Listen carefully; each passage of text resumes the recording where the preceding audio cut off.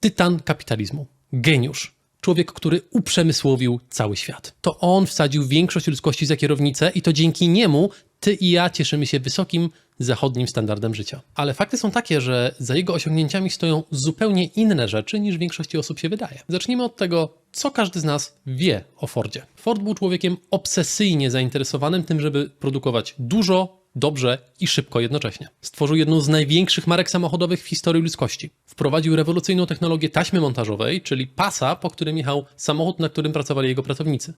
To w połączeniu ze ścisłym podziałem zadań pozwoliło mu naprawdę wyśrubować możliwości jego fabryk.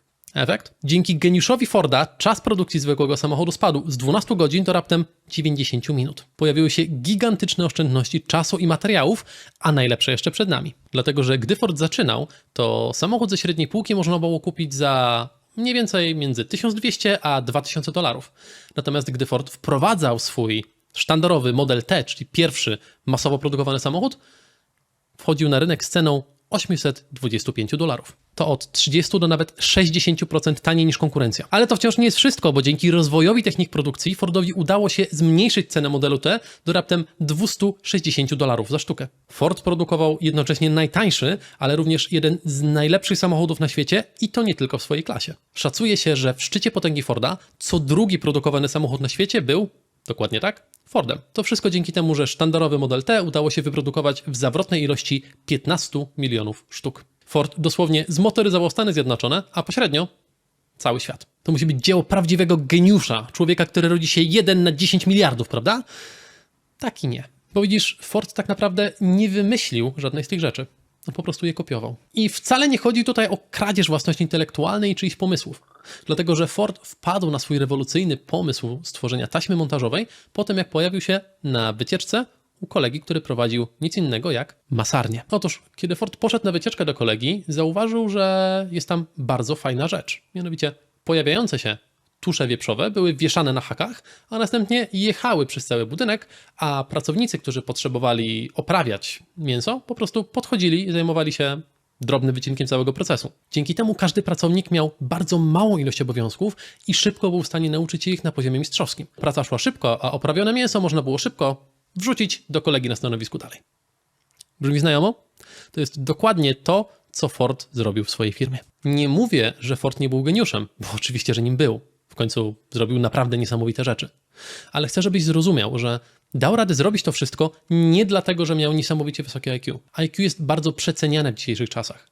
Bardzo często do sukcesu potrzebne jest coś zupełnie innego, mianowicie ciekawość. Bo to właśnie ciekawość sprawiła, że Ford poszedł do swojego kolegi. Dzięki temu zainspirował się i stworzył rewolucyjny wynalazek. Ty też tak możesz. Największe rewolucje w biznesie pojawiają się nie dlatego, że ktoś długo siedzi, gapi się w książkę albo pisze rozległe notatki. Największe rewolucje pojawiają się wtedy, kiedy ktoś przenosi sprawdzoną wiedzę z jednego rynku i wkłada ją w drugi, zupełnie nowy, który poprzednio nie znał tego rodzaju rozwiązań. Dlatego właśnie, jeżeli chcesz osiągnąć sukces, pamiętaj, bądź ciekawy świata. I oczywiście pierwsza, 10., 20., 50. rzecz, której się dowiesz, prawdopodobnie do niczego ci się nie przyda, poza może opowiedzeniem ciekawej historyjki. Ale gwarantuję ci, że za 60., może 100. razem trafisz na coś równie rewolucyjnego jak Ford. Wystarczy po prostu być ciekawym i zadawać sobie pytanie, czy mogę skorzystać z tego w swoim biznesie. I żebyś nie myślał, że to jest jednostkowy przypadek, mam dla ciebie inny przykład. Case Walmartu i Sama Waltona. W latach 60. w USA Sam Walton otworzył mały sklep spożywczy. Co prawda sklep był mały, ale wizja Waltona była bardzo duża. Chciał sprzedawać wszystko, wszędzie i po najniższej możliwej cenie. Trudne, no nie? Sam Walton wiedział, że to jest bardzo duże zadanie do zrobienia, dlatego postanowił zaciekawić się tym, co robi jego konkurencja. I to wcale nie było małe zadanie, bo sam chodził do dosłownie każdego sklepu, jaki miał w okolicy. I to po kilka razy. Chodził zarówno do tych sklepów, które radziły sobie niesamowicie dobrze, po to, żeby wejść tam, zobaczyć, jakie mają procesy, jak ustawiają towar, albo jakie mają promocje. Ale z drugiej strony chodził też do sklepów, które zupełnie sobie nie radziły, dlatego że sam szukał wzorców, zarówno wzorców prowadzących do sukcesu, jak i wzorców prowadzących do klęski. I teraz, żebyś zrozumiał, jak wielka to była robota, zadaj sobie pytanie, ile sklepów masz w swojej miejscowości? Powiedzmy w odległości 50 km od miejsca, w którym mieszkasz. Wyobraź sobie teraz, że pójdziesz do każdego z nich i spędzisz w nim po 2 godziny. Przelicz sobie, ile czasu byś na to wszystko potrzebował. Sam Walton chodził do tych wszystkich sklepów po kilka razy i spędzał tam tak dużo czasu, że z niektórych zaczęto go po prostu wypraszać. To była kupa roboty, ale była tego absolutnie warta. Dzięki temu sam zauważył wiele rzeczy. Między innymi to, że wszystkie dobrze radzące sobie sklepy regularnie organizowały promocje. Więcej, świetne sklepy bardzo często miały produkty, na których nie zarabiały nic, a nawet potrafiły na nich tracić. Dosłownie dopłacały do sprzedaży swojego towaru. Nie przesłyszałeś się? Sklepy miały ujemną marżę, dosłownie dopłacały po to, żeby klient mógł kupić produkt tanio. Dzisiaj ta rzecz ma swoją nazwę, ale wtedy była zupełnie nieoczywista. Dziś nazywa się to loss leader. Strategia ta polega na sztucznym stworzeniu okazji zakupowej. Klient, widząc, że może w sklepie kupić coś bardzo tanio, automatycznie kojarzy w głowie, kurczę, ten sklep jest tani, powinienem tam zrobić zakupy. I wiesz jak to jest. Człowiek przychodzi kupić jedną rzecz, a wychodzi z 5. I w ten sposób loss leader, mimo tego, że dopłaca się do niego, bardzo dobrze na siebie zarabia. Możesz pamiętać tę strategię, gdy McDonald's chciał podbić polski rynek. Otworzył wtedy strefę dobrych cen, gdzie za 2 zł można było kupić cheeseburgera albo hamburgera. Tak, to były czasy, gdzie za cenę McZestawu można było mieć 10 naprawdę spoko jakości kanapek. Ale wróćmy do Sama, bo odwiedzenie wszystkich sklepów, które miał w okolicy, mu nie wystarczyło. Szedł też do innych miast. I na tym też nie kończył, dlatego że regularnie wkręcał się na rozmowy z prezesami większych sieci sklepów. Dostawał się do nich udając, że jest małym, aspirującym sklepikarzem, który chce po prostu uczyć się od autorytetu i człowieka, który ma dużo większe doświadczenie i życiowe, i zawodowe. Łechtał tym ego, ale znowu to po prostu działało. To jest bardzo dobra strategia, dlatego że ludzie po prostu lubią pomagać. Zwłaszcza jeżeli w osobie proszącej o pomoc widzą siebie z czasów młodości, a właśnie w taki sposób sam im się przedstawiał. Kiedy sam dostawał się na takie spotkanie, nie marnował ani sekundy. Zadawał naprawdę masę pytań i jednocześnie był niesamowicie uprzejmy. Sprawiał, że ludzie czuli się dobrze, czuli się docenieni, zaopiekowani, przyjacielscy i dzięki temu zdradzali mu sekrety, których pierwotnie wcale nie chcieli mu zdradzać. Dzięki tak zrobionemu badaniu rynku Sam bardzo szybko stworzył jedną z największych sieci w historii ludzkości. Dziś Walmart ma ponad 11 000 sklepów w 27 krajach. I przypominam, to nie są małe żabki, to są wielkopowierzchniowe sklepy wielkości całego centrum handlowego. I na koniec, żebyś zobrazował sobie, jak to wszystko wygląda, to w 2020 roku Walmart miał prawie 600 miliardów złotych przychodu. Dla porównania, to jest prawie tyle samo, ile przychodu miał kraj o nazwie Polska. Dosyć tych amerykańskich przykładów. Powiedzmy coś o Polsce, no bo przecież w Polsce też to będzie działało, prawda? I tutaj mogę podać przykład z własnego życia, mianowicie case wyzwania inwestora. Otóż, gdy w 2022 roku prowadziłem swoją agencję marketingową, stanęliśmy ze wspólnikiem przed bardzo trudnym zadaniem. Przyszedł do nas klient z niefajną sytuacją. Co konkretnie się stało? Otóż klient, który do nas przyszedł, był na bardzo trudnym rynku, bo na rynku szkoleń inwestowania. To jest mały i bardzo podejrzliwy rynek, zwłaszcza że w tamtych czasach ludzie wciąż pamiętali bardzo dużą ilość afer i przekrętów różnego rodzaju guru inwestycyjnych. Klient nie miał marki osobistej ani gotowego marketingu, miał za to produkt, najdroższy na rynku w tamtym czasie. Klient miał też bardzo silną konkurencję, dlatego że jego główni konkurenci, czyli Trader21 i Fil Konieczny, byli niesamowicie mocnymi markami osobistymi, które miały zaufanie setek tysięcy Polaków. I jak sprzedać taki produkt? Całe szczęście udało nam się, dlatego że mój wspólnik po prostu był ciekawski. Co konkretnie się stało? Otóż mój wspólnik śledził różnego rodzaju marketerów i w ten sposób wpadł na Peng Joona. Peng Joon jest amerykańskim marketerem, który pokazuje, w jaki sposób sprzedawać poprzez edukację. Recepta Penga na sprzedaż była bardzo prosta. Oddaj wszystko, co wiesz za darmo, a klienci i tak przyjdą i dadzą ci pieniądze. Postanowiliśmy spróbować. W ten sposób powstała kampania marketingowa o nazwie Wyzwanie zacznij bezpiecznie inwestować w 7 dni. Dzieje się tam dokładnie to, co jest w nazwie. Przez bite 7 dni, całkowicie za darmo, nasz klient siedzi ze swoimi uczestnikami i uczy ich fundamentów inwestowania.